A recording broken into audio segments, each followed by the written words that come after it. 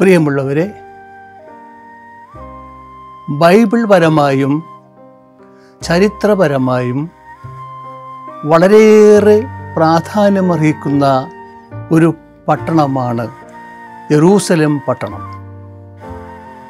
യഹൂദ, ക്രൈസ്തവ, മുസ്ലിം വിശ്വാസങ്ങളുടെ തായ്വേരുകൾ ആഴ്ന്നിറങ്ങിയ ഒരു പ്രത്യേക പട്ടണമാണ് യെരൂശലേം പട്ടണം.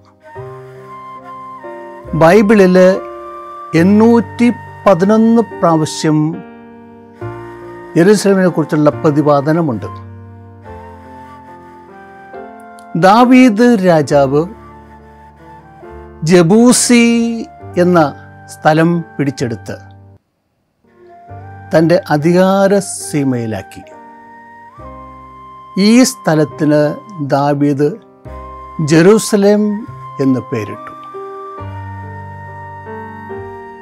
പിന്നീട് ഈ പട്ടണം ദാവീദ് രാജാവിൻ്റെ പട്ടണമായിട്ട് മാറി.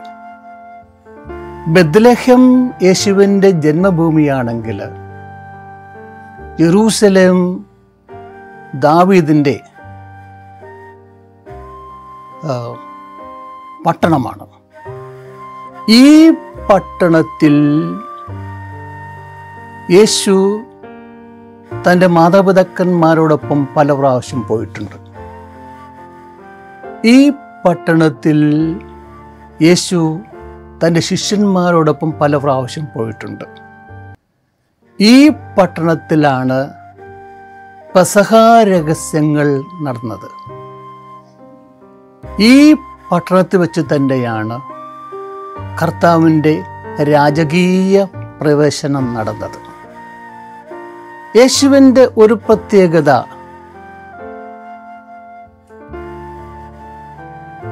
ഒഴിഞ്ഞു മാറുക എന്നത്, കൂടാതെ തൻ്റെ സമയമായിട്ടില്ല എന്ന് പറയുകയും ചെയ്യുന്നത്.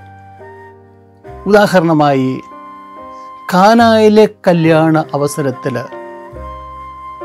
വലിയൊരു കുറവ് വന്നുപെട്ടപ്പോൾ തൻ്റെ മാതാവ് മകനോട് വിവരം പറഞ്ഞു. മകൻ മാതാവിനോട് പറഞ്ഞു, എൻ്റെ സമയമായിട്ടില്ല. അങ്ങനെ പറഞ്ഞുവെങ്കിലും മാതാവ് ആഗ്രഹിച്ച കാര്യം ചെയ്തു കൊടുത്തു. അവിടെ തന്നെ യേശു തൻ്റെ ദൈവികത്വം തെളിയിച്ചതാണ്. അതുപോലെ പല സന്ദർഭങ്ങളിലും കർത്താവ് ഒഴിഞ്ഞു മാറുന്ന രംഗമുണ്ടായിട്ടുണ്ട്. 5 അപ്പം കൊണ്ട് 2 മത്സ്യം കൊണ്ട് സ്ത്രീകളും കുഞ്ഞുകുട്ടികളും ഒഴികെ 5000-ഓളം വരുന്ന ജനസംഖ്യയെ തീറ്റിപ്പോറ്റി. എല്ലാവരും ഭക്ഷിച്ച് സംതൃപ്തരായി. പക്ഷേ തന്നെ രാജാവാക്കുവാൻ ശ്രമിച്ചപ്പോൾ കർത്താവ് ഒഴിഞ്ഞു മാറി. തൻ്റെ സമയമായിട്ടില്ല എന്ന് പറയുകയും ഒഴിഞ്ഞു മാറുകയും ചെയ്യുന്ന ഒരു പ്രതീതി കർത്താവിന് ഉണ്ടായിരുന്നു.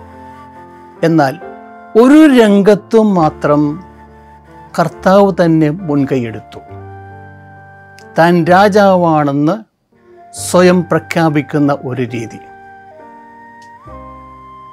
അതുകൊണ്ട് താൻ തന്നെ ഏർപ്പാട് ചെയ്തു ഒരു കഴുതയെ അറേഞ്ച് ചെയ്യുവാൻ. അപ്പോൾ തൻ്റെ രാജകീയ പ്രദക്ഷിണവും നടന്നത് യെരൂശലേം പട്ടണത്തിൽ വെച്ച് തന്നെയായിരുന്നു. അപ്പോൾ ഈ രാജാവിൻ്റെ പ്രത്യേകത കഴുതപ്പുറത്ത് സഞ്ചരിച്ചുകൊണ്ട് പറഞ്ഞു, ഞാൻ നശിപ്പിക്കുവാൻ വന്നവനല്ല, ഞാൻ പടുത്തുയർത്താൻ വന്നവനാണ്.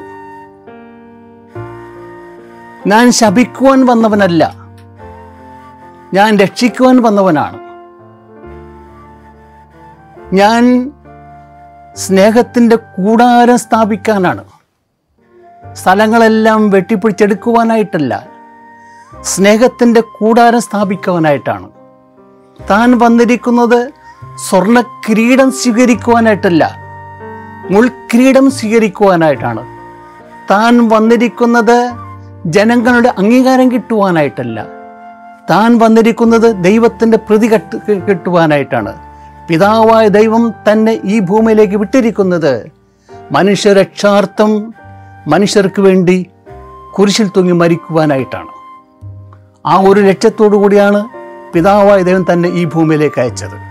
ആകയാൽ ദൈവം രാജാവാണെങ്കിലും രാജകീയമായ കാര്യങ്ങളൊന്നും കണക്കിലെടുക്കാതെ ദാസന്റെ വേഷം ചമഞ്ഞ് ഈ ഭൂമിയിലേക്ക് വരികയും തന്നെ സ്നേഹിക്കുന്നവർക്കെല്ലാം ദൈവമക്കൾ ആകുവാനുള്ള വരം കൊടുക്കുകയും ചെയ്തു.